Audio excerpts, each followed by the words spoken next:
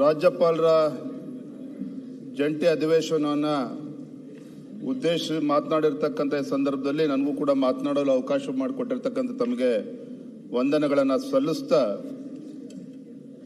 ರಾಜ್ಯಪಾಲರ ಈ ಭಾಷಣದ ನಂತರದಲ್ಲಿ ಸದನದಲ್ಲಿ ವಿಶೇಷವಾಗಿ ಆಡಳಿತ ಪಕ್ಷದ ಕಡೆಯಿಂದ ಪ್ರಜಾಪ್ರಭುತ್ವದ ಬಗ್ಗೆ, ಸಂವಿಧಾನದ ಬಗ್ಗೆ, ಒಕ್ಕೂಟದ ವ್ಯವಸ್ಥೆಯ ಬಗ್ಗೆ, ಮಹಾತ್ಮ ಗಾಂಧೀಜಿಯವರ ಬಗ್ಗೆ, ಡಾಕ್ಟರ್ ಬಾಬಾ ಸಾಹೇಬ್ ಅಂಬೇಡ್ಕರ್ ಅವ್ರ ಬಗ್ಗೆ ಸಾಕಷ್ಟು ವಿಚಾರಗಳನ್ನ ಆಡಳಿತ ಪಕ್ಷದವರು ರೇವಣ್ಣವರೇ ಹೇಳುವಂತ ಪ್ರಯತ್ನ ಮಾಡಿದ್ರು. ರೇವಣ್ಣವರೇ, ಆಡಳಿತ ಪಕ್ಷದವರ ಬಾಯಲ್ಲಿ ಪ್ರಜಾಪ್ರಭುತ್ವ, ಒಕ್ಕೂಟದ ವ್ಯವಸ್ಥೆ, ಬಾಬಾ ಸಾಹೇಬ್ ಅಂಬೇಡ್ಕರ್, ಮಹಾತ್ಮ ಗಾಂಧಿಯವರ ಹೆಸರನ್ನ ಕೇಳ್ತಾ ಇದ್ರೆ ಒಂದು ರೀತಿ ಭೂತದ ಬಾಯಲ್ಲಿ ಭಗವದ್ಗೀತೆ ಕೇಳಿದಂತ ಆಗ್ತಾ ಇತ್ತು. ಮನೆ ಸಭಾಧ್ಯಕ್ಷರೇ, ಇವತ್ತು ಕಾಂಗ್ರೆಸ್ ಪಕ್ಷ ಇಂಥ ಹೀನಾಯ ಪರಿಸ್ಥಿತಿಗೆ ಇವತ್ತು ದೇಶದಲ್ಲಿ ಯಾಕೆ ಬಂದಿದೆ ಅಂತ ಹೇಳಿ ಇವತ್ತು ಅವ್ರು ಬೆಳಕು ಚೆಲ್ಲಬೇಕಾಗಿತ್ತು. ಮಾನ್ಯ ಸಭಾಧ್ಯಕ್ಷ, 1951ರಲ್ಲಿ 364 ಸಂಸದರಿದ್ದ ಈ ದೇಶದಲ್ಲಿ 1984ರಲ್ಲಿ 415 ಸಂಸದರು ಪಾರ್ಲಿಮೆಂಟ್ ಅಲ್ಲಿ ಇದ್ರು.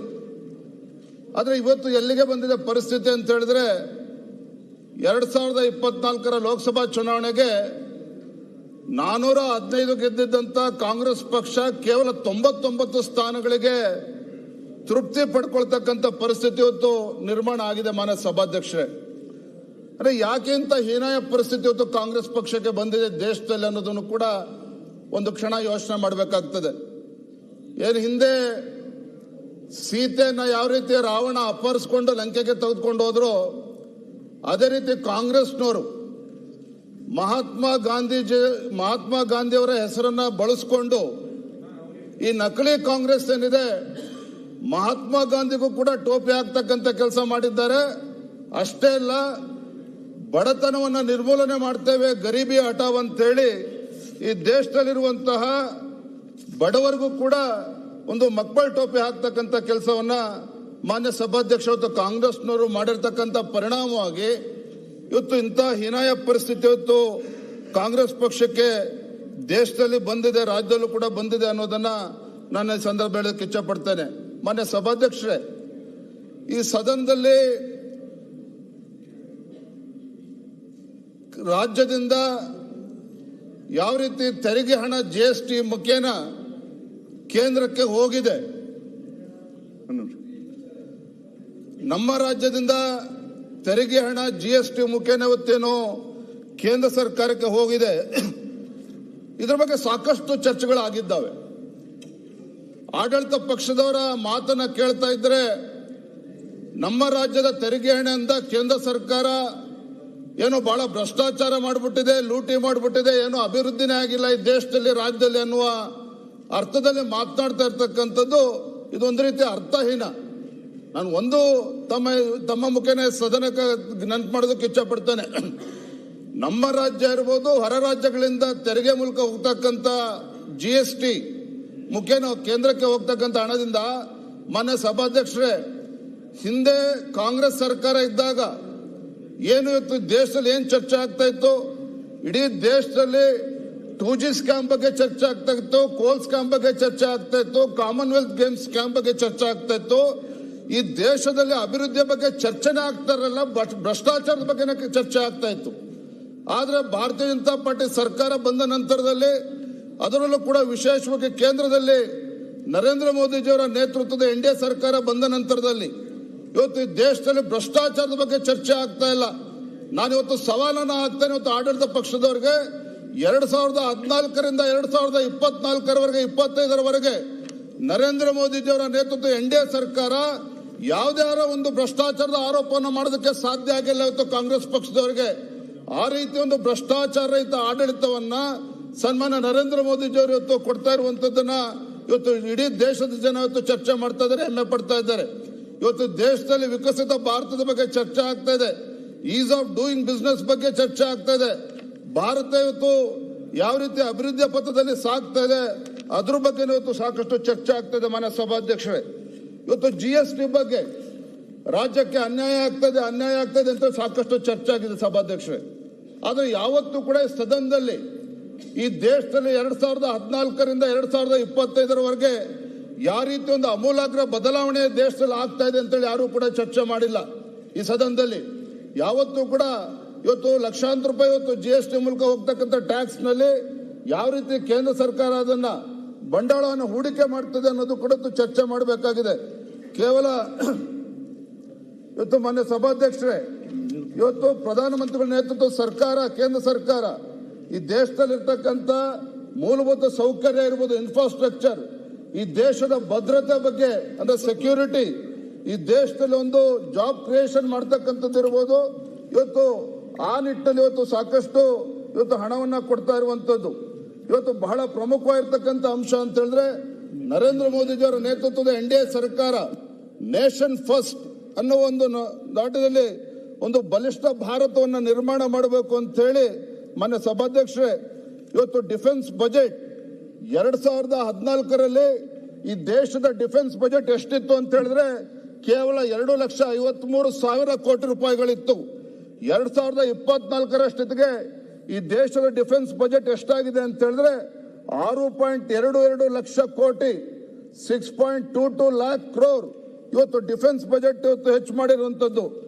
1.8 ಲಕ್ಷ ಕೋಟಿ ಯಾತಕ್ಕೋಸ್ಕರ ಕೊಟ್ಟಿದ್ದಾರೆ ಅಂತ ಹೇಳಿದ್ರೆ ಇವತ್ತು ಆರ್ಮ್ ಫೋರ್ಸಸ್ಗೆ ಬೇಕಾಗಿರ್ತಕ್ಕಂಥ ಏರ್ ಕ್ರಾಫ್ಟ್ಸ್ ಇರ್ಬೋದು, ಸಬ್ಮೆರಿನ್ ಇರ್ಬೋದು, ಮಿಸೈಲ್ಸ್ ಇರ್ಬೋದು, ಡ್ರೋನ್ಸ್ ಇರ್ಬೋದು, ಅಂದ್ರೆ ಡಿಫೆನ್ಸ್ಗೆ ಬೇಕಾಗಿರ್ತಕ್ಕಂಥ ಮೂಲಭೂತ ಸೌಕರ್ಯಕ್ಕೆ ಸುಮಾರು 1.8 ಲಕ್ಷ ಕೋಟಿಯನ್ನ ಇವತ್ತು ಕೇಂದ್ರದ ಬಜೆಟ್ ಅಲ್ಲಿ ನೀಡಿರುವಂತದ್ದು. ಮತ್ತೊಮ್ಮೆ ಹೇಳ್ತೇನೆ, ಇಂಡಿಯನ್ ಡಿಫೆನ್ಸ್ ಬಜೆಟ್ ಕಳೆದ 2024ರಲ್ಲಿ 6.22 ಲ್ಯಾಕ್ ಕ್ರೋರ್ ಇವತ್ತು ಡಿಫೆನ್ಸ್ ಬಜೆಟ್ಗೆ ನೀಡಿರುವಂತದ್ದು. ಮತ್ತೊಂದಾಗಿ ಇವತ್ತು ಯಾವ ರೀತಿ ನಮ್ಮ ದೇಶದಲ್ಲಿ ಮತ್ತೆ ನಮ್ಮ ರಾಜ್ಯದಲ್ಲಿ ನ್ಯಾಷನಲ್ ಹೈವೇ ಡೆವಲಪ್ ಆಗ್ತಿದೆ ಅಂತ ಹೇಳಿದ್ರೆ ಇವತ್ತು India's national highway sees 60% growth in a decade, becoming world's second largest network. ಮೊನ್ನೆ ಸಭಾಧ್ಯಕ್ಷ ಕಳೆದ 10 ವರ್ಷದಲ್ಲಿ ಸುಮಾರು 1,46,195 ಕಿಲೋಮೀಟರ್ ಅಷ್ಟು 2014ರಿಂದ 2024ರವರೆಗೆ ಈ ದೇಶದಲ್ಲಿ ಹೈವೇಗಳು ನಿರ್ಮಾಣ ಆಗಿರುವಂತದ್ದು. ಇವತ್ತು ಯೂತ್ಸ್ ಬಗ್ಗೆ ನಾವು ಮಾತನಾಡ್ತೇವೆ. ಯಾವ ರೀತಿ ಕೇಂದ್ರ ಸರ್ಕಾರ ಇವತ್ತು ಜಾಬ್ ಜನರೇಷನ್ಗೆ ಅವಕಾಶ ಮಾಡಿಕೊಟ್ಟಿದೆ ಅಂತೇಳಿ.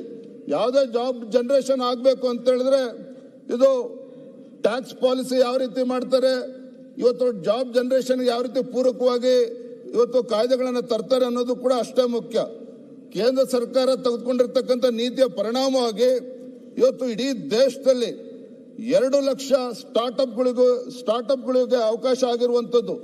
100+ ಯೂನಿಕಾರ್ನ್ಗಳು ಇವತ್ತು ನಮ್ಮ ದೇಶದಲ್ಲಿ ಹುಟ್ಟಿರ್ತಕ್ಕಂಥದ್ದು. ಇದರ ಪರಿಣಾಮ ಏನು ಅಂತ ಹೇಳಿದ್ರೆ 2024ರವರೆಗೆ 16.6 ಲಕ್ಷ ಡೈರೆಕ್ಟ್ ಜಾಬ್ಸ್ ಇವತ್ತು ಇಡೀ ದೇಶದಲ್ಲಿ ಇವತ್ತು ಸೃಷ್ಟಿ ಆಗಿರ್ತಕ್ಕಂಥದ್ದು. ರಾಜ್ಯದ ಬಜೆಟ್ ಹೇಳಿ ಕೇಳಿ ಅಧ್ಯಕ್ಷರೇ, ಸಭಾಧ್ಯಕ್ಷರೇ, ರಾಜ್ಯದ ಬಜೆಟ್ ಹೇಳಿ ಇವತ್ತು ಮ್ಯಾನುಫ್ಯಾಕ್ಚರಿಂಗ್ ಸೆಕ್ಟರ್ ಕೂಡ ಯಾಕೆಂತ ಹೇಳಿದ್ರೆ ಮ್ಯಾನುಫ್ಯಾಕ್ಚರಿಂಗ್ ಸೆಕ್ಟರ್ ಕೂಡ ಇವತ್ತು ಭಾರತ ಇವತ್ತು ದಾಪುಗಾಲನ್ನ ಇಡ್ತಾ ಇರುವಂತದ್ದು. ಜಲ್ ಜೀವನ್ ಮಿಷನ್ ಬಗ್ಗೆ ಸಾಕಷ್ಟು ಚರ್ಚೆ ಆಗಿದೆ. ಇವತ್ತು ಜಲ್ ಜೀವನ್ ಮಿಷನ್ ಅಲ್ಲೂ ಕೂಡ ಇವತ್ತು ಟ್ಯಾಪ್ ವಾಟರ್ ಕವರೇಜ್ ಇಡೀ ದೇಶದಲ್ಲಿ ಸ್ವಾತಂತ್ರ್ಯ ಬಂದು 60 ವರ್ಷಗಳ ಕಾಲ ಕಾಂಗ್ರೆಸ್ ಆಡಳಿತ ನಡೆಸಿದ್ರು ಸಹ 17% ಮಾತ್ರ ಗ್ರಾಮೀಣ ಭಾಗದಲ್ಲಿ ಕುಡಿಯೋ ನೀರಿನ ವ್ಯವಸ್ಥೆ ಆಗಿತ್ತು. ಆದರೆ ನರೇಂದ್ರ ಮೋದಿಜಿಯವರ ಪ್ರಾಮಾಣಿಕ ಪ್ರಯತ್ನದಿಂದಾಗಿ ಇವತ್ತು 74% ಕವರೇಜ್ ಇವತ್ತು ಆಗಿದೆ. ಅಂದ್ರೆ ಗ್ರಾಮೀಣ ಭಾಗದಲ್ಲಿ ಇವತ್ತು ಕುಡಿಯೋ ನೀರಿನ ವ್ಯವಸ್ಥೆ ಅಷ್ಟಾಗಿರುವಂತದ್ದು. ಸ್ಯಾನಿಟೇಷನ್ ಬಗ್ಗೆನೂ ಕೂಡ ಮಾತನಾಡ್ತಾ ಇದ್ದೇವೆ. ಸುಮಾರು 12 ಕೋಟಿ ಶೌಚಾಲಯಗಳನ್ನ ನಿರ್ಮಾಣ ಮಾಡುವಂತ ಕೆಲಸ ಇವತ್ತು ಕೇಂದ್ರ ಸರ್ಕಾರದ ನೇತೃತ್ವದಲ್ಲಿ ಮಾನ್ಯ ಸಭಾಧ್ಯಕ್ಷ ಆಗಿರ್ತಕ್ಕಂಥದ್ದು. ಇವತ್ತು ರಾಜ್ಯಕ್ಕೆ ಅನ್ಯಾಯ ಆಗ್ತದೆ ಚರ್ಚೆ ಮಾಡ್ತಾ ಇದ್ದೇವೆ. ಒಂದು ನಾವು ಬಹಳ ಗಮನಿಸಬೇಕು, ನರೇಂದ್ರ ಮೋದಿಜಿಯವರ ಸರ್ಕಾರ ಬಂದಾಗಿನಿಂದ ಕಳೆದ 10 ವರ್ಷದಲ್ಲಿ ಮಾನ್ಯ ಸಭಾಧ್ಯಕ್ಷರೇ ಈ ದೇಶದ ಸುರಕ್ಷತೆ ಭದ್ರತೆನೂ ಕೂಡ ಅಷ್ಟೇ ಮುಖ್ಯ. ನಾರ್ತ್ ಈಸ್ಟರ್ನ್ ಸ್ಟೇಟ್ಸ್ ಏನಿದಾವೆ ಇದ್ರ ಬಗ್ಗೆ ಹಿಂದಿನ ಸರ್ಕಾರಗಳು ತನ್ನ ಬಜೆಟ್ ಅಲ್ಲಿ ಯಾವುದೇ ರೀತಿ ಅನುದಾನವನ್ನು ಕೊಡ್ತಾ ಇರಲಿಲ್ಲ. ಆದರೆ ನರೇಂದ್ರ ಮೋದಿಜಿ ಸರ್ಕಾರ ಬಂದ ಮೇಲೆ ಕಳೆದ 10 ವರ್ಷದಲ್ಲಿ 6.5 ಲಕ್ಷ ಕೋಟಿ ಆ ನಾರ್ತ್ ಈಸ್ಟರ್ನ್ ಸ್ಟೇಟ್ ಅಭಿವೃದ್ಧಿಗೋಸ್ಕರ ಅಲ್ಲಿ ಹೈವೇ ಇರ್ಬೋದು, ಮೂಲಭೂತ ಸೌಕರ್ಯಗಳಿಗೋಸ್ಕರ ಈ ಹಣವನ್ನು ನೀಡಿರುವಂಥದ್ದು ಬಹಳ ಪ್ರಮುಖವಾಗಿರ್ತಕ್ಕಂಥ ಅಂಶ. ಮಾನ್ಯ ಸಭಾಧ್ಯಕ್ಷರೇ, ಇವತ್ತು ಇಡೀ ದೇಶದಲ್ಲಿ ನಕ್ಸಲಿಸಂ ಬಗ್ಗೆ ಎಲ್ಲೂ ಕೂಡ ಚರ್ಚೆ ಆಗ್ತಾ ಇಲ್ಲ. ಕಾರಣ ಏನು? 2014 ಪೂರ್ವದಲ್ಲಿ ಎಲ್ಲ ಪತ್ರಿಕೆ ದೃಶ್ಯ ಮಾಧ್ಯಮಗಳೆಲ್ಲ ನೋಡ್ತಾ ಇದ್ರೆ ನಕ್ಸಲರು ಅಲ್ಲಿ ಅಟ್ಯಾಕ್ ಮಾಡಿದ್ರು, ಇಲ್ಲಿ ಪೊಲೀಸ್ ಅಧಿಕಾರಿಗಳು ಸತ್ತೋದ್ರು, ಇಲ್ಲಿ ಬಡವರ ಮೇಲೆ ಪ್ರಾಣ ಹಾನಿ ಆಯಿತು ಅಂತೇಳಿ ಚರ್ಚೆ ಆಗ್ತಾ ಇತ್ತು. ನಮ್ಮ ಕಳೆದ 10 ವರ್ಷದಲ್ಲಿ ಮಾನ್ಯ ಸಭಾಧ್ಯಕ್ಷರೇ, ನರೇಂದ್ರ ಮೋದಿಜಿಯವರು ಅನುಸರಿಸತಕ್ಕಂಥ ನೀತಿಯಿಂದ ಇವತ್ತು ನಕ್ಸಲ್ ಕ್ಷೇತ್ರಗಳೇನಿದ್ದಾವೆ ಅಲ್ಲಿ ಮೂಲಭೂತ ಸೌಕರ್ಯಗಳು, ಅದು ಮೊಬೈಲ್ ಟವರ್ಗಳನ್ನು ಅಳವಡಿಸ್ತಕ್ಕಂಥದ್ದಿರ್ಬೋದು, ಹೆಚ್ಚು ಉದ್ಯೋಗಕ್ಕೆ ಅವಕಾಶನ ಕೊಡ್ತಕ್ಕಂಥದ್ದಿರ್ಬೋದು, ಅವರಿಗೆ ಹಣಕಾಸಿನ ನೆರವನ್ನು ಕೊಡ್ತಕ್ಕಂಥದ್ದು ಇರ್ಬೋದು. ಇದರ ಪರಿಣಾಮ ಏನಾಗಿದೆ ಅಂತ ಹೇಳಿದ್ರೆ 2014 ಪೂರ್ವದಲ್ಲಿ ಇವತ್ತು 300ಕ್ಕೂ ಹೆಚ್ಚು, ಅಂದ್ರೆ ಇವತ್ತು 15 ಹೆಚ್ಚು ರಾಜ್ಯಗಳಲ್ಲಿ ನಕ್ಸಲಿಸಂ ಬಹಳ ಕಾಟ ಇತ್ತು. ಆದ್ರೆ ಇವತ್ತು ಎಲ್ಲಾ ರಾಜ್ಯಗಳಲ್ಲೂ ಕೂಡ ಇದು ನಕ್ಸಲಿಸಂ ಅನ್ನ ನ್ಯೂಟ್ರಲೈಸ್ ಮಾಡಿ ಒಂದು ಶಾಂತಿಯ ವಾತಾವರಣ ನಿರ್ಮಾಣ ಮಾಡ್ತಕ್ಕಂಥ ಕೆಲಸ ಇವತ್ತು ಕೇಂದ್ರ ಸರ್ಕಾರದಿಂದ ಆಗಿರ್ತಕ್ಕಂಥದ್ದು. ಮಾನ್ಯ ಸಭಾಧ್ಯಕ್ಷ, ಯಾಕೆ ಇದನ್ನು ಉಲ್ಲೇಖ ಮಾಡ್ತಾ ಇದ್ದೇನೆ ಅಂತ ಹೇಳಿದ್ರೆ, ರಾಜ್ಯದಿಂದ ಬರೀ ಕರ್ನಾಟಕ ರಾಜ್ಯ ಅಷ್ಟೇ ಅಲ್ಲ, ಬೇರೆ ಬೇರೆ ರಾಜ್ಯಗಳಿಂದ ತೆರಿಗೆ ಮೂಲಕ ಕೇಂದ್ರ ಸರ್ಕಾರಕ್ಕೆ ಏನು ಹೋಗ್ತಾ ಇದೆ ಹಣ, ಯಾವುದೇ ಒಂದು ಭ್ರಷ್ಟಾಚಾರ ಆಗದೇನೆ ಯಾವ ರೀತಿ ಒಂದು ಆಡಳಿತ ಸುಧಾರಣೆನ ತಂದು ಯಾವ ರೀತಿ ಪಾರದರ್ಶಕವಾಗಿ ಕೇಂದ್ರ ಸರ್ಕಾರ ಆಡಳಿತ ನಡೆಸ್ತಾ ಇದೆ, ಯಾವ ರೀತಿ ಸುಧಾರಣೆಗಳು ಆಗ್ತಾ ಇದೆ ಅನ್ನೋದಕ್ಕೆ ಇದನ್ನು ಉದಾಹರಣೆ ಕೊಟ್ಟಿದ್ದಾರೆ. ಮಾನ್ಯ ಸಭಾಧ್ಯಕ್ಷರೇ, ಇವತ್ತು ರಾಜ್ಯದಲ್ಲಿ ಅಹಿಂದ ಹೆಸರು ಹೇಳಿಕೊಂಡು ಇವತ್ತು ಕಾಂಗ್ರೆಸ್ ಸರ್ಕಾರ ಅಧಿಕಾರಕ್ಕೆ ಬಂದಿದೆ. ಹಾಗಾಗಿ ಸಾಕಷ್ಟು ನಿರೀಕ್ಷೆಗಳು ಆ ಅಹಿಂದ ಸಮುದಾಯಗಳ ಮಧ್ಯೆ ಹುಟ್ಟಾಕಿರ್ತಕ್ಕಂಥದ್ದು ಸತ್ಯ. ನಮ್ಮ ರಾಜ್ಯದಲ್ಲಿ ಸರಿಸುಮಾರು 1.5 ಕೋಟಿಯಷ್ಟು ಇವತ್ತು ಒಂದು ಹಿಂದುಳಿದ ಸಮುದಾಯಗಳು ಇವತ್ತು ಇರುವಂಥದ್ದು ನಮ್ಮ ರಾಜ್ಯದಲ್ಲಿ. ಈ ಸಮುದಾಯಗಳಿಗೆ ನೇಕಾರ ಇರ್ಬೋದು, ಮಡಿವಾಳರು ಇರ್ಬೋದು, ದೇವಂಗ ಸಮಾಜ ಇರ್ಬೋದು, ವಿಶ್ವಕರ್ಮ ಸಮಾಜ ಇರ್ಬೋದು, ಹಡಪದ ಅಪ್ಪಣ್ಣ ಸಮಾಜ ಇರ್ಬೋದು, ಗಾಣಿಗ ತಿಗಳ ನೇಕಾರರು ಈಡಿಗರು ಇರ್ಬೋದು, ಅಥವಾ ಹಾಲು ಮತಸ್ಥ ಸಮಾಜ ಇರ್ಬೋದು, ಈ ಸಮುದಾಯದ ಯುವ ಜನಾಂಗಕ್ಕೆ ಒಂದು ಶಕ್ತಿಯನ್ನು ತುಂಬುವಂತ ಕೆಲಸ ಮಾಡಬೇಕು ಅಂತೇಳಿ ಅನೇಕ ನಿಗಮಗಳನ್ನ, ಅಂದ್ರೆ ಹಿಂದಿನ ಭಾರತೀಯ ಜನತಾ ಪಾರ್ಟಿ ಸರ್ಕಾರ ಇದ್ದಾಗ ನಿಗಮಗಳನ್ನ ಸ್ಥಾಪನೆ ಮಾಡಿ ಅವಕ್ಕೆ ಅನುದಾನವನ್ನು ಕೊಡುವಂತ ಕೆಲಸವನ್ನ ಹಿಂದಿನ ಬಿಜೆಪಿ ಸರ್ಕಾರ ಮಾಡಿತ್ತು, ಯಡಿಯೂರಪ್ಪನ ರಾಜ್ಯದ ಮುಖ್ಯಮಂತ್ರಿಗಳಿದ್ದಾಗ. ಇವತ್ತು ಸನ್ಮಾನ್ಯ ಸಿದ್ದರಾಮಯ್ಯನವರು ಅಹಿಂದ ಒಬ್ಬ ನಾಯಕ ಅಂತೇಳಿ ಅನಿಸ್ಕೊಂಡಿರ್ತಕ್ಕಂಥ ಮಾನ್ಯ ಸಿದ್ದರಾಮಯ್ಯನವರು ಒಬ್ಬ ಅನುಭವಿ ಮುಖ್ಯಮಂತ್ರಿಗಳಿದ್ದಾರೆ. 17ನೇ ಬಜೆಟ್ ಅನ್ನ ಮಂಡನೆ ಮಾಡ್ತಾ ಇದ್ದಾರೆ. ಇವತ್ತು ಈ ಅಹಿಂದ ಸಮುದಾಯಗಳ ಪರಿಸ್ಥಿತಿ ಏನಾಗಿದೆ ಮಾನ್ಯ ಸಭಾಧ್ಯಕ್ಷರು ಅಂತ ಹೇಳಿದ್ರೆ, ಹಿಂದೆ ಬಿಜೆಪಿ ಸರ್ಕಾರ ಏನು ಅನುದಾನವನ್ನ ಕೊಟ್ಟಿದ್ರು ಎಲ್ಲ ಸಮುದಾಯಗಳ ಒಂದು ಅಭಿವೃದ್ಧಿಯ ನಿಗಮಗಳೇನಿದ್ದವು, ಈ ಸರ್ಕಾರ ಬಂದ್ಮೇಲೆ, ಕಾಂಗ್ರೆಸ್ ಸರ್ಕಾರ ಬಂದ್ಮೇಲೆ, ಹಿಂದೆ ಬಿಜೆಪಿ ಸರ್ಕಾರ 100 ರೂಪಾಯಿ ಕೊಡ್ತಾ ಇದ್ರೆ ಈ ಸರ್ಕಾರ ಬಂದ್ಮೇಲೆ 50 ರೂಪಾಯಿ ಕೊಡ್ತಾ ಇದೆ. 50 ರೂಪಾಯಲ್ಲೂ ಕೂಡ ಬರೀ 50% ಹಣವನ್ನ ಬಿಡುಗಡೆ ಮಾಡಿರ್ತಕ್ಕಂಥದ್ದು. ಅಂದ್ರೆ ಇದರ ಪರಿಣಾಮ ಏನಾಗಿದೆ ಅಂತ ಹೇಳಿದ್ರೆ, ಈ ಸಮುದಾಯಗಳಿಗೆ, ಹಿಂದುಳಿದ ಸಮುದಾಯಗಳಿಗೆ ಆನೆ ಹೊಟ್ಟೆಗೆ ಅರೆಕಾಸಿನ ಮಜ್ಜಿಗೆ ಅನ್ನೋ ರೀತಿಯಲ್ಲಿ ಯಾವುದೇ ಒಂದು ಅನುದಾನ ಬರದೇನೆ ಇವತ್ತು ಈ ಸಮುದಾಯಗಳು ಅನ್ಯಾಯ ಆಗ್ತಾ ಇರ್ತಕ್ಕಂಥದ್ದು ನಾವೆಲ್ಲರೂ ಕೂಡ ನೋಡ್ತಾ ಇದ್ದೇವೆ. ಒಂದ್ ರೀತಿ ಕಾಂಗ್ರೆಸ್ ಪಕ್ಷ ಸ್ವಾತಂತ್ರ್ಯ ನಂತರದಲ್ಲಿ ಯಾವ ರೀತಿ ಅಹಿಂದ ಸಮುದಾಯಗಳನ್ನ ಬಳಸ್ಕೊಂಡು ಒಂದ್ ರೀತಿ ಈ ಸಮುದಾಯಗಳನ್ನ ವೋಟ್ ಬ್ಯಾಂಕ್ ಆಗಿ ಪರಿವರ್ತನೆ ಮಾಡಿಕೊಂಡಿದೆಯೇ ವಿನಃ ಇವರಿಗೆ ಯಾವುದೇ ರೀತಿ ಅನುದಾನವನ್ನು ಕೊಟ್ಟು ಆ ಸಮುದಾಯದಲ್ಲಿರ್ತಕ್ಕಂಥ ಯುವ ಪೀಳಿಗೆಗೆ ಪ್ರೋತ್ಸಾಹನ ಮಾಡೋದನ್ನ ಬಿಟ್ಟು ಯಾವ ಆದ್ಯತೆಯನ್ನು ಕೂಡ ನೀಡದೇ ಇರತಕ್ಕಂಥದ್ದು ಬಹಳ ದುರಂತ ಅಂತ ಹೇಳಿ ನಾನು ಈ ಸಂದರ್ಭದಲ್ಲಿ ಹೇಳ್ತೇನೆ. ಮೊನ್ನೆ ಸಭಾಧ್ಯಕ್ಷರೇ, ಈ ನಿಗಮಗಳೇನು ಸ್ಥಾಪನೆ ಆಗಿದ್ದಾವೆ, ಇದರ ಕಾರ್ಯವೈಖರಿ ಆಗಲಿ, ನಿಗದಿಪಡಿಸಿರ್ತಕ್ಕಂಥ ಫಲಾನುಭವಿಗಳ ಸಂಖ್ಯೆನ ನೀವು ನೋಡಿದ್ರೆ ಗೊತ್ತಾಗ್ತದೆ. ಕೇವಲ ಈ ಸರ್ಕಾರ, ಕಾಂಗ್ರೆಸ್ ಸರ್ಕಾರ ಮೂಗಿಗೆ ತುಪ್ಪ ಹಚ್ಚುವಂತ ಕೆಲಸ ಮಾಡಿದ್ದಾರೆ ವಿನಃ ಯಾವುದೇ ಒಂದು ನ್ಯಾಯ ಕೊಡುವಂತ ಕೆಲಸ ಮಾಡಿಲ್ಲ. ಇವತ್ತು ಆ ಸಮುದಾಯದ ಜನರು ಇವತ್ತು ಕೇಳ್ತಾ ಇದ್ದಾರೆ, ಯಾವ ಪುರುಷಾರ್ಥಕ್ಕೋಸ್ಕರ ಇವತ್ತು ನಿಗಮಗಳು ಹಾಗೆ ಉಳಿಸ್ಕೊಂಡಿದ್ದಾರೆ ಅದನ್ನು ಕೂಡ ಮುಚ್ಚಾಕ್ಲಿ ಅನ್ನೋ ಮಾತನ್ನ ಮಾನ್ಯ ಸಭಾಧ್ಯಕ್ಷರು ಮಾತನಾಡ್ತಾ ಇದ್ದಾರೆ. ಮಾನ್ಯ ಸಭಾಧ್ಯಕ್ಷರೇ, ನಾನು ಹಿಂದೆ ಬಿಜೆಪಿ ಸರ್ಕಾರ ಇದ್ದಾಗ ಜನಸಂಖ್ಯೆ ಆಧಾರದ ಮೇಲೆ ಈ ಸಮುದಾಯಗಳಿಗೆ ನಿಗಮಗಳನ್ನು ಸೃಷ್ಟಿ ಮಾಡೋದಕ್ಕೆ ಅನುದಾನ ಕೊಡುವಂತ ಕೆಲಸ ಮಾಡಿದ್ರು.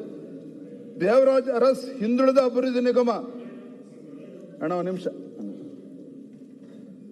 ದೇವರಾಜ್ ಅರಸ್ ಹಿಂದುಳಿದ ಅಭಿವೃದ್ಧಿ ನಿಗಮ ಹಿಂದೆ ಬಿಜೆಪಿ ಸರ್ಕಾರ ಇದ್ದಾಗ 190 ಕೋಟಿ ಅನುದಾನ ನಿಗದಿಪಡಿಸಿದ್ರೆ 190 ಕೋಟಿನೂ ಕೂಡ ಬಿಡುಗಡೆ ಮಾಡಿ ಆ ಸಮುದಾಯಕ್ಕೆ ನ್ಯಾಯ ಕೊಟ್ಟಿರುವಂತದ್ದು. ಅದೇ ರೀತಿ ಮರಾಠ ಅಭಿವೃದ್ಧಿ ನಿಗಮಕ್ಕೆ 100 ಕೋಟಿ ಅನುದಾನ ನಿಗದಿ ಮಾಡಿದ್ರೆ 100 ಕೋಟಿನ ಕೊಟ್ಟಿರುವಂತದ್ದು. ವಿಶ್ವಕರ್ಮ ಅಭಿವೃದ್ಧಿ ನಿಗಮಕ್ಕೆ 25 ಕೋಟಿ ನಿಗದಿ ಮಾಡಿದ್ರೆ 25 ಕೋಟಿ ಕೊಟ್ಟಿದ್ದಾರೆ. ನಿಜ ಶರಣ ಅಂಬಿಗರ ಚೌಡಯ್ಯ ಅಭಿವೃದ್ಧಿ ನಿಗಮ 15 ಕೋಟಿ ನಿಗದಿ ಮಾಡಿದ್ರೆ 15 ಕೋಟಿ ಕೊಟ್ಟಿದ್ದಾರೆ. ಮಡಿವಾಳ ಮಾಚಿದೇವ 15 ಕೋಟಿ ಹೇಳಿದ್ರೆ 15 ಕೋಟಿ ಕೊಟ್ಟಿದ್ದಾರೆ. ಒಟ್ಟಾರೆಯಾಗಿ ಹಿಂದಿನ ಬಿಜೆಪಿ ಸರ್ಕಾರದಲ್ಲಿ ಈ ಸಮುದಾಯಗಳಿಗೆ, ಹಿಂದುಳಿದ ಸಮುದಾಯಗಳಿಗೆ 576 ಕೋಟಿ ವಿವಿಧ ಬೋರ್ಡ್ಗಳಿಗೆ ಕೊಟ್ಟಿದ್ರೆ, ನಿಗದಿ ಮಾಡಿದ್ರೆ 576 ಕೋಟಿನೂ ಕೂಡ ಮಾನ್ಯ ಸಭಾಧ್ಯಕ್ಷ ಬಿಡುಗಡೆ ಮಾಡಿದ್ದಾರೆ. ಆದ್ರೆ 2023-24 ಈ ಕಾಂಗ್ರೆಸ್ ಸರ್ಕಾರ ಬಂದ ಮೇಲೆ ದೇವರಾಜ ಅರಸ್ ನಿಗಮಕ್ಕೆ 100 ಕೋಟಿ ರೂಪಾಯಿ ಹೇಳಿದ್ರೆ ಕೇವಲ ಬಿಡುಗಡೆ ಮಾಡಿರ್ತಕ್ಕಂಥದ್ದು 50 ಕೋಟಿ, ಅದರಲ್ಲಿ ವ್ಯಯ ಆಗಿರ್ತಕ್ಕಂಥದ್ದು ಕೇವಲ 50% ಮಾತ್ರ. ಅದೇ ರೀತಿ ಮರಾಠ ಸಮುದಾಯಕ್ಕೆ 50 ಕೋಟಿ ಹೇಳಿದ್ರೆ 25 ಕೋಟಿ ಕೊಟ್ಟಿದ್ದಾರೆ. ಅಲೆಮಾರಿ ಅಭಿವೃದ್ಧಿ ನಿಗಮಗಳಿಗೆ 12 ಕೋಟಿ ಕೊಟ್ಟು ಅದರಲ್ಲಿ 6 ಕೋಟಿ ಮಾತ್ರ ರಿಲೀಸ್ ಮಾಡಿದ್ದಾರೆ. ಮಡಿವಾಳ ಮಾಚಿದೇವ 9 ಕೋಟಿ ರೂಪಾಯಿ ಹೇಳಿದ್ರೆ ಕೇವಲ 4.5 ಕೋಟಿ ಕೊಟ್ಟಿದ್ದಾರೆ. ರಾಜ್ಯ ಕಾಡುಗೊಲ್ಲ ಅಭಿವೃದ್ಧಿ ನಿಗಮ 15 ಕೋಟಿ ಹೇಳಿದ್ರೆ ಕೇವಲ 7.5 ಕೋಟಿ ಇವತ್ತು ಕೊಟ್ಟಿರ್ತಕ್ಕಂಥದ್ದು. ಹಿಂದಿನ ಬಿಜೆಪಿ ಸರ್ಕಾರ ಕಾಡುಗೊಲ್ಲ ಅಭಿವೃದ್ಧಿ ನಿಗಮಕ್ಕೆ 20 ಕೋಟಿ ಹೇಳಿದ್ರೆ 20 ಕೋಟಿನೂ ಕೂಡ ರಿಲೀಸ್ ಮಾಡಿ ಖರ್ಚಾಗಿರ್ತಕ್ಕಂಥದ್ದು ನಾವು ನೋಡಿದ್ದೇವೆ ಮಾನ್ಯ ಸಭಾಧ್ಯಕ್ಷರೇ. ಒಟ್ಟಾರೆಯಾಗಿ ಇವತ್ತು ಅಹಿಂದ ಸಮುದಾಯಗಳು ಯಾವ ನಿರೀಕ್ಷೆಗಳನ್ನ ಸರ್ಕಾರದ ಬಗ್ಗೆ ಇಟ್ಕೊಂಡಿದ್ರೋ, ಯಾವ ಕನಸುಗಳನ್ನ ಸರ್ಕಾರದ ಬಗ್ಗೆ ಇಟ್ಕೊಂಡಿದ್ರೋ, ಅವರ ಕನಸುಗಳು ಇವತ್ತು ನುಚ್ಚುನೂರಾಗಿರ್ತಕ್ಕಂಥದ್ದು ಸತ್ಯ ಮಾನ್ಯ ಸಭಾಧ್ಯಕ್ಷರೇ. ಇವತ್ತು ಕೂಡ ನಾನು ತಮ್ಮ ಮುಖೇನ ಮಾನ್ಯ ಹಣಕಾಸಿನ ಸಚಿವರಾಗಿರುವಂತಹ ಮಾನ್ಯ ಮುಖ್ಯಮಂತ್ರಿಗಳಲ್ಲಿ ವಿನಂತಿ ಮಾಡ್ತೇನೆ, ಮುಂದಿನ ದಿನಗಳಲ್ಲಾದರೂ ಸಹ ಈ ಸಮುದಾಯಗಳಿಗೆ ನ್ಯಾಯ ಕೊಡುವಂತ ಕೆಲಸ ಆಗಬೇಕು. ಇವತ್ತು ಗಂಗಾ ಕಲ್ಯಾಣ ಯೋಜನೆ ಆಗಲಿ, ಸ್ವಯಂ ಉದ್ಯೋಗ ಯೋಜನೆ ಆಗಲಿ, ಇವೆಲ್ಲವೂ ಕೂಡ ಕೇವಲ ಮೂಗಿಗೆ ತುಪ್ಪ ಹಚ್ಚುವಂತ ಕೆಲಸ ಆಗಿದೆ ಹೊರತು ಇವತ್ತು ಯಾರಿಗೂ ಕೂಡ ಅದು ಅನುಕೂಲ ಆಗ್ತಾ ಇಲ್ಲ ಅನ್ನೋ ಮಾತನ್ನ ಮಾನ್ಯ ಸಭಾಧ್ಯಕ್ಷ ಸಂದರ್ಭದಲ್ಲಿ ಹೇಳೋದಕ್ಕೆ ಇಚ್ಛೆ ಪಡ್ತೇನೆ. ಮಾನ್ಯ ಸಭಾಧ್ಯಕ್ಷೆ, ನಾವು ಭಾರತೀಯ ಜನತಾ ಪಾರ್ಟಿ ಹಲವಾರು ಬಾರಿ ಸದನದ ಒಳಗಡೆ ಮತ್ತು ಸದನದ ಹೊರಗಡೆ ರಾಜ್ಯ ಇವತ್ತು ಹಣಕಾಸಿನ ಪರಿಸ್ಥಿತಿ ಸರಿ ಇಲ್ಲ, ರಾಜ್ಯ ಇವತ್ತು ದಿವಾಳಿಯತ್ತ ಸಾಗ್ತಾ ಇದೆ ಅನ್ನುವ ವಿಚಾರವನ್ನು ಹಲವಾರು ಬಾರಿ ಹೇಳಿದ್ದೇವೆ. ಅದಕ್ಕೆ ಆಡಳಿತ ಪಕ್ಷದವರು ಕೂಡ ನಮ್ಮನ್ನು ಟೀಕೆನೂ ಕೂಡ ಮಾಡಿದ್ದಾರೆ. ಕರ್ನಾಟಕ ಸರ್ಕಾರ ಕೊಟ್ಟಿರ್ತಕ್ಕಂಥ ಗ್ಯಾರಂಟಿ ಇವತ್ತು ಇಡೀ ದೇಶಕ್ಕೆ ರೋಲ್ ಮಾಡೆಲ್ ಅಂತ ಹೇಳಿ ಪ್ರಚಾರ ಮಾಡಿಕೊಂಡು ಹಿಮಾಚಲ ಪ್ರದೇಶದಲ್ಲಿ ಮತ್ತು ತೆಲಂಗಾಣ ರಾಜ್ಯದಲ್ಲಿ ಕಾಂಗ್ರೆಸ್ ಸರ್ಕಾರದ ಪರಿಸ್ಥಿತಿ ಏನಾಗಿದೆ ಅಂತೇಳಿ ನಾನು ಮತ್ತೆ ಉಲ್ಲೇಖ ಮಾಡೋದಕ್ಕೆ ಹೋಗೋದಿಲ್ಲ. ಆದರೆ ಒಂದು, ಕಳೆದ ಬೆಳಗಾವಿಯ ಚಳಿಗಾಲದ ಅಧಿವೇಶನದಲ್ಲಿ ನಮ್ಮ ಸದಸ್ಯರಾಗಿರ್ತಕ್ಕಂಥ ಮಹೇಶ್ ತೆಂಗಿನಕಾಯಿ ಅವರು ಗೃಹಲಕ್ಷ್ಮಿನಲ್ಲಿ ಕಳೆದ ಫೆಬ್ರವರಿ ಮತ್ತು ಮಾರ್ಚ್ ತಿಂಗಳಲ್ಲಿ ಆ ಕಂತುಗಳನ್ನ ಬಿಡುಗಡೆ ಮಾಡಿದ್ದೇನೆ. ಸುಮಾರು 5,000 ಕೋಟಿ ರೂಪಾಯಿ ಅದು ಏನಾಗಿದೆ ಅಂತೇಳಿ ಸಂಬಂಧಪಟ್ಟ ಸಚಿವರು ಕೂಡ ಉತ್ತರ ಕೊಟ್ಟಿಲ್ಲ. ಮಾನ್ಯ ಹಣಕಾಸಿನ ಸಚಿವರು ಕೂಡ ಇವತ್ತಿಗೆ ಉತ್ತರ ಕೊಟ್ಟಿಲ್ಲ.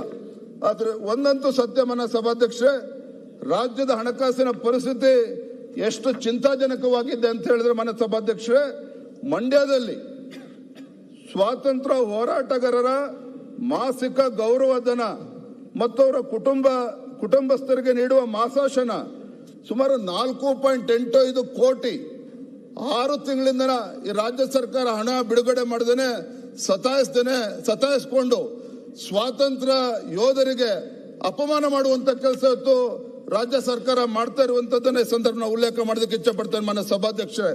ಇವತ್ತು ಸೇಡಂನಲ್ಲಿ ಕಳೆದ ಜುಲೈನಲ್ಲಿ ವೇತನ ದೊರೆತಿಲ್ಲ ಅನ್ನುವ ಕಾರಣಕ್ಕೆ ಕಲಬುರಗಿಯ ಸೇಡಂನಲ್ಲಿ ಅಲ್ಲೂ ಕೂಡ ಒಬ್ಳು ಬಾಲಕಿ ಇವತ್ತು ಒಂದು ಡೆತ್ ನೋಟ್ ಬರೆದು ಗ್ರಂಥಪಾಲಕಿ ಭಾಗ್ಯವತಿ ಆತ್ಮಹತ್ಯೆ ಮಾಡ್ಕೊಂಡಿರ್ತಕ್ಕಂಥದ್ದು ಕೂಡ ಇವತ್ತು ಪತ್ರಿಕೆಗಳಲ್ಲಿ ಇವತ್ತು ಉಲ್ಲೇಖ ಆಗಿರುವಂತದ್ದು. ಇನ್ನ ಗುತ್ತಿಗೆದಾರರ ಪರಿಸ್ಥಿತಿ ಅಂತೂ ಯಾರು ಕೇಳೋದಿಲ್ಲ ಬಿಡಿ. ಇವತ್ತು ಅನೇಕ ಗುತ್ತಿಗೆದಾರರು ಆತ್ಮಹತ್ಯೆ ಮಾಡಿಕೊಂಡು ಇವತ್ತು ರಾಜ್ಯದ ಉಚ್ಚ ನ್ಯಾಯಾಲಯವು ಕೂಡ ಇವತ್ತು ಚೀಮರಿ ಹಾಕಿರ್ತಕ್ಕಂಥದ್ದನ್ನು ನಾವು ಗಮನಿಸ್ತಾ ಇದ್ದೇವೆ ರಾಜ್ಯ ಸರ್ಕಾರಕ್ಕೆ. ಇವತ್ತು ಪತ್ರಿಕೆಯಲ್ಲಿ ಬಂದಿರತಕ್ಕಂಥದ್ದು, ಕೇಂದ್ರ ಸರ್ಕಾರದ ಪ್ರಮುಖ ಯೋಜನೆ ಸ್ಮಾರ್ಟ್ ಸಿಟಿ ಮಿಷನ್ಗೆ ಮೀಸಲಿಟ್ಟಿದ್ದ ಹಣದ ಪೈಕಿ 153.38 ಕೋಟಿ ಹಣವನ್ನ ರಾಜ್ಯ ಸರ್ಕಾರ ನಿಯಮ ಬಾಹಿರವಾಗಿ ವಿವಿಧ ಇಲಾಖೆಗೆ ಅದರ ಅಂಗಸಂಸ್ಥೆಗಳಿಗೆ ಅನ್ಯ ಉದ್ದೇಶಕ್ಕೆ ವರ್ಗ ಮಾಡಿರುವುದು. ಸ್ಮಾರ್ಟ್ ಸಿಟಿ 153 ಕೋಟಿ. ಮಾನ್ಯ ಸಭಾಧ್ಯಕ್ಷರೇ, ಈ ರೀತಿ ಕೇಂದ್ರದಿಂದ ಬರ್ತಕ್ಕಂಥ ಅನುದಾನ ಅನ್ಯಾಯ ಅಂತ ಹೇಳ್ತಕ್ಕಂಥ ಆಡಳಿತ ಪಕ್ಷದವರು ಯಾವ ರೀತಿ ಇವತ್ತು ಅಕೌಂಟಬಿಲಿಟಿ ಇಲ್ದೇನೆ ಸಮರ್ಪಕವಾಗಿ ಹಣವನ್ನು ಬಳಕೆ ಮಾಡದೇ ಇರತಕ್ಕಂಥದ್ದು ಇವತ್ತು ನಾವು ಉಲ್ಲೇಖ ಮಾಡೋದಕ್ಕೆ ಇಷ್ಟಪಡ್ತೇವೆ. ಮಾನ್ಯ ಸಭಾಧ್ಯಕ್ಷರೇ, ಬಹಳ ಪ್ರಮುಖವಾಗಿರ್ತಕ್ಕಂಥ ಅಂಶ ಇವತ್ತು ರಾಜ್ಯಾದ್ಯಂತ ಚರ್ಚೆ ಆಗ್ತಾ ಇದೆ. ಈಗ ತಾನೇ ಆಡಳಿತ ಪಕ್ಷದ ಸದಸ್ಯರು ಹೇಳಿದ್ರು, ಇವತ್ತು ತಮ್ಮ ಗ್ಯಾರಂಟಿಗಳ ಮೂಲಕ ಹೆಣ್ಣು ಮಕ್ಕಳ ಬಾಳಲ್ಲಿ ಬೆಳಕು ತರುವಂತ ಕೆಲಸ ನಮ್ಮ ಸರ್ಕಾರ ಮಾಡ್ತದೆ ಅಂತೇಳಿ ಬಹಳ ಅಭಿಮಾನದಿಂದ ಹೇಳಿದ್ರು, ಸಂತೋಷ. ಆದ್ರೆ ಮಾನ್ಯ ಸಭಾಧ್ಯಕ್ಷ, ವಾಸ್ತವಿಕ ಪರಿಸ್ಥಿತಿ ಏನು ಅಂತ ಹೇಳಿದ್ರೆ, ಇವರ ಗ್ಯಾರಂಟಿ ಯೋಜನೆಗಳಿಗೆ ಇವತ್ತು ಹಣ ಅದನ್ನ ಕಲೆಕ್ಷನ್ ಆಗ್ತಾ ಇಲ್ಲ. ಇದ್ರ ಪರಿಣಾಮ ಏನು ಅಂತ ಹೇಳಿದ್ರೆ, ಇವತ್ತು ರಾಜ್ಯದಲ್ಲಿ ಇವತ್ತು ಎಕ್ಸೈಸ್ ಡಿಪಾರ್ಟ್ಮೆಂಟ್ಗೆ ಇವತ್ತು ಸುಮಾರು 40,000 ಕೋಟಿ ಇವತ್ತು ಟಾರ್ಗೆಟ್ ಅನ್ನು ನೀಡಿರುವಂತದ್ದು ಮಾನ್ಯ ಮುಖ್ಯಮಂತ್ರಿ ಹಣಕಾಸು ಸಚಿವರು. ಇದರ ಪರಿಣಾಮ ಏನು ಅಂತ ಹೇಳಿದ್ರೆ, ಮಹಿಳೆಯರ ಬಾಳಲ್ಲಿ ಬೆಳಕನ್ನು ತರ್ತೇವೆ ಅಂತ ಹೇಳ್ತಕ್ಕಂಥ ಕಾಂಗ್ರೆಸ್ನವರು ಇವತ್ತು 40,000 ಕೋಟಿ ಟಾರ್ಗೆಟ್ ಇವತ್ತು ಎಕ್ಸೈಸ್ ಡಿಪಾರ್ಟ್ಮೆಂಟ್ಗೆ ನಿಗದಿ ಮಾಡಿರೋ ಪರಿಣಾಮ ಏನು ಅಂತ ಹೇಳಿದ್ರೆ, ರಾಜ್ಯದ ಯಾವುದೇ ಜಿಲ್ಲೆಗೆ ಹೋಗಿ ಮಾನ್ಯ ಸಭಾಧ್ಯಕ್ಷರೇ, ದಿನಸಿ ಅಂಗಡಿಗಳಲ್ಲೂ ಕೂಡ ಮದ್ಯ ಮಾರ್ತಕ್ಕಂಥ ಒಂದು ಕೆಟ್ಟ ಪರಿಸ್ಥಿತಿ, ದುಸ್ಥಿತಿ ಇವತ್ತು ರಾಜ್ಯ ಸರ್ಕಾರಕ್ಕೆ ಬಂದಿದೆ ಅಂತ ಹೇಳಿದ್ರೆ, ಒಂದು ಕಡೆ ಗೃಹಲಕ್ಷ್ಮಿ ಕೊಡ್ತಕ್ಕಂಥದ್ದು 2,000 ರೂಪಾಯಿ ಕೊಟ್ರೆ 5,000 ರೂಪಾಯಿ ಅವರಿಂದ ಕಿತ್ಕೊಳ್ತಕ್ಕಂಥ ಕೆಲಸ ಇವತ್ತು ಆಗ್ತಾ ಇದೆ. ಇವತ್ತು ಅಬಕಾರಿ ಇಲಾಖೆನಲ್ಲಿ ಯಾವ ರೀತಿ ಭ್ರಷ್ಟಾಚಾರ ಆಗ್ತಾ ಇದೆ, ಆ ಭ್ರಷ್ಟಾಚಾರದಲ್ಲಿ ಬಂದಿರತಕ್ಕಂಥ ಹಣ ಯಾರ್ಯಾರಿಗೆ ಹೋಗ್ತಾ ಇದೆ ನಾನು ಚರ್ಚೆ ಮಾಡೋದಕ್ಕೆ ಹೋಗೋದಿಲ್ಲ, ಅದನ್ನ ಸೋಮವಾರ ತೆಗೆದುಕೊಳ್ತೇನೆ. ಆದ್ರೆ ತಮ್ಮ ಮುಖ್ಯ ಮನೆ ಸಭಾಧ್ಯಕ್ಷರೇ, ಹಾಗಾಗಿ ಇವತ್ತು ಎಕ್ಸೈಸ್ ಡಿಪಾರ್ಟ್ಮೆಂಟ್ ಅಲ್ಲಿ ಈ ರೀತಿ ಟಾರ್ಗೆಟ್ ಗಳನ್ನ ಕೊಟ್ಟು ಈ ರಾಜ್ಯವನ್ನ ಕುಡುಕರ ರಾಜ್ಯವನ್ನಾಗಿ ಮಾಡೋದಕ್ಕೆ ಹೊರಟಿದ್ದಾರೆ. ಮಾನ್ಯ ಸಭಾಧ್ಯಕ್ಷ, ಬಹಳ ಪ್ರಮುಖವಾಗಿರ್ತಕ್ಕಂಥ ಅಂಶ ಹೇಳ್ತೇನೆ.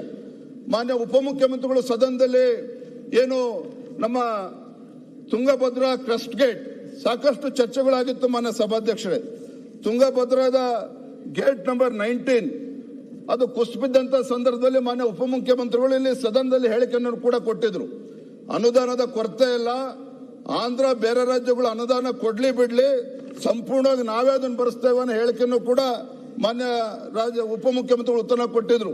ಇಲ್ಲೇನಾಗಿದೆ ಪರಿಸ್ಥಿತಿ ಅಂತ ಹೇಳಿದ್ರೆ ಮಾನ್ಯ ಸಭಾಧ್ಯಕ್ಷರೇ, ಮೊದಲನೇದಾಗಿ ತುರ್ತಾಗಿ ಅಲ್ಲಿ ರಿಪೇರಿ ಕೆಲಸ ಆಗ್ಲೇಬೇಕಾಗಿದೆ. 33 ಕ್ರಸ್ಟ್ ಗೇಟ್ಗಳು ರಿಪೇರಿ ಆಗ್ಬೇಕಾಗಿದೆ, ಹೊಸದಾಗಿ ಕೂರಿಸುವಂತ ಕೆಲಸ ಆಗ್ಬೇಕಾಗಿದೆ. ಇದ್ರ ನಡುವೆ ಏನಾಗಿದೆ, ರಾಜ್ಯ ಸರ್ಕಾರ 10 ಕೋಟಿ ರೂಪಾಯಿಗಳನ್ನ ನೀಡಿದ್ರು ಅಲ್ಲಿ ಕ್ರಸ್ಟ್ ಗೇಟ್ ರಿಪೇರಿ ಮಾಡಬೇಕು ಅಂತೇಳಿ. ಆಂಧ್ರ ಪ್ರದೇಶ ಸರ್ಕಾರ ಅಲ್ಲಿ 20 ಕೋಟಿ ಅವರ ಬಾಬ್ತನ್ನ ಈಗಾಗಲೇ ಕೊಟ್ಟಿದ್ದಾರೆ, ಇಲ್ಲಿಗೆ ಜಮಾ ಆಗಿದೆ. ತದನಂತರದಲ್ಲಿ ಅದೇ ಆಂಧ್ರ ಸರ್ಕಾರ 30 ಕೋಟಿ ರೂಪಾಯಿಗಳನ್ನ ಅಲ್ಲಿ ಸ್ಯಾಲರೀಸು ಮತ್ತೆ ಮೇಂಟೆನೆನ್ಸ್ಗೆ ಅಂತೇಳಿ 30 ಕೋಟಿ ಕೊಟ್ಟಿದ್ದಾರೆ. ಈ ಸರ್ಕಾರ ನೋಡಿ, ನಾನು ಹೇಳೋದಕ್ಕೆ ನಿಜವಾಗ್ಲೂ ಕೂಡ ನಾಚಿಕೆ ಆಗ್ತದೆ ಮಾನ್ಯ ಸಭಾಧ್ಯಕ್ಷರೇ. ಈ ಸರ್ಕಾರ ನಡವಳಿಕೆ ಆಗಿದೆ ಅಂತ ಹೇಳಿದ್ರೆ, ಆಂಧ್ರದಿಂದ 20 ಕೋಟಿ ಏನ್ ಬಂದಿದೆ, ತದನಂತರದಲ್ಲಿ ಮೇಂಟೆನೆನ್ಸ್ ಸ್ಯಾಲರಿಗೆ ಅಂತೇಳಿ 30 ಕೋಟಿ ಅಡಿಷನಲ್ 30 ಕೋಟಿ ಏನ್ ಬಂದಿದೆ, ಅದರಲ್ಲಿ ಈ ಸರ್ಕಾರ ಏನು ಹಿಂದೆ 10 ಕೋಟಿ ಕೊಟ್ಟಿತ್ತಲ್ಲ ಅದನ್ನ ಮುರ್ಕೊಳ್ತಕ್ಕಂಥ ಕೆಲಸ ಮಾಡಿದ್ದಾರೆ. ಅಂದ್ರೆ ರಾಜ್ಯದಲ್ಲಿ ಇವತ್ತು ಆರ್ಥಿಕ ಪರಿಸ್ಥಿತಿ ಬಹಳ ಚೆನ್ನಾಗಿದೆ ಅಂತ ಹೇಳ್ತಕ್ಕಂಥ ಇವತ್ತು ಕಾಂಗ್ರೆಸ್ ಸರ್ಕಾರ ಇವತ್ತು ರಾಜ್ಯದ ಪರಿಸ್ಥಿತಿ ಏನು ಅಂತ ಹೇಳಿ ಇದರಲ್ಲೇ ಗೊತ್ತಾಗ್ತದೆ. ಮಾನ್ಯ ಸಭಾಧ್ಯಕ್ಷರೇ, ಇವತ್ತು ಸಾಲ ಕೇವಲ 2.5 ವರ್ಷದಲ್ಲಿ ಕಾಂಗ್ರೆಸ್ ಸರ್ಕಾರ ಒಟ್ಟು 3.7 ಲಕ್ಷ ಕೋಟಿ ಇವತ್ತು ಸಾಲವನ್ನು ಮಾಡಿರುವಂತದ್ದು.